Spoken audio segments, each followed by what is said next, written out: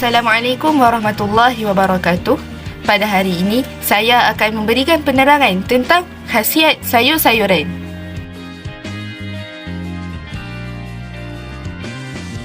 Rakan-rakan sekalian, tahukah anda bahawa sayur-sayuran mempunyai kandungan serat yang tinggi?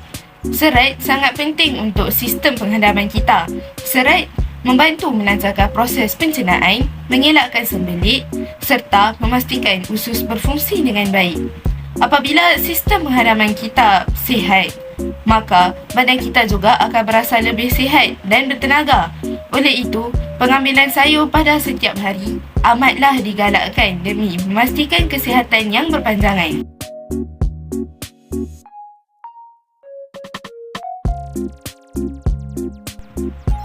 Selain itu, sayur-sayuran juga kaya dengan vitamin dan mineral seperti vitamin A, C dan zat besi yang sangat diperlukan oleh tubuh badan kita.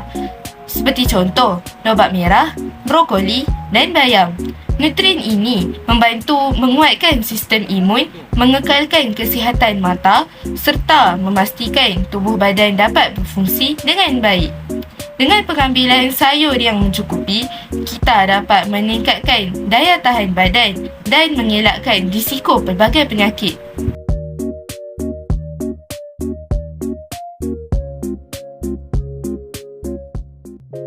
Seterusnya, sayur-sayuran juga mempunyai antioksida yang berperanan melindungi sel-sel badan daripada kerosakan. Antioksida membantu melawan radikal bebas yang boleh menyebabkan pelbagai penyakit kronik. Oleh itu, pengambilan sayur-sayuran dapat menyihatkan tubuh badan, mengelakkan tubuh daripada pelbagai jenis penyakit kronik serta melindungi tubuh dalam jangka masa panjang.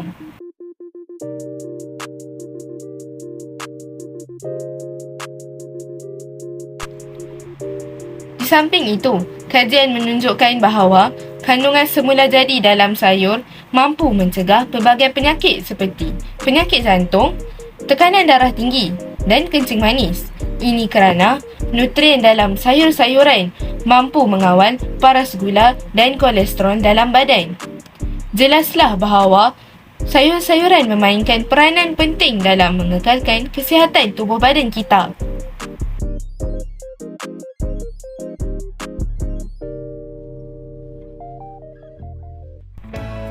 Akhir sekali, sayur-sayuran juga dapat membantu mencantikkan kulit.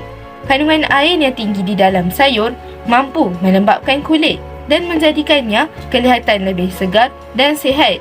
Selain itu, vitamin yang terdapat di dalam sayur-sayuran turut membantu memperbaiki sel kulit yang telah rosak, menjadikannya kelihatan lebih cerah, tegang dan kelihatan awet muda. Oleh itu, pengambilan sayur bukan sahaja baik untuk kesihatan dalaman, malah memberi kesan yang positif kepada penampilan luaran kita.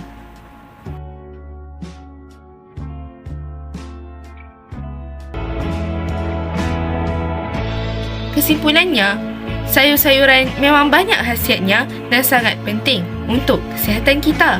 Jadi, kita perlulah membiasakan diri kita untuk memakan sayur pada setiap hari supaya badan kita sentiasa sihat dan cergas. Mak kata pepatah, badan cergas, otak cerdas. Janganlah memberi anggapan bahawa sayur adalah makanan yang tidak penting kerana manfaatnya sangat besar untuk kita semua. Sekian, wabillahi taufiq wa hidayah. Assalamualaikum warahmatullahi wabarakatuh.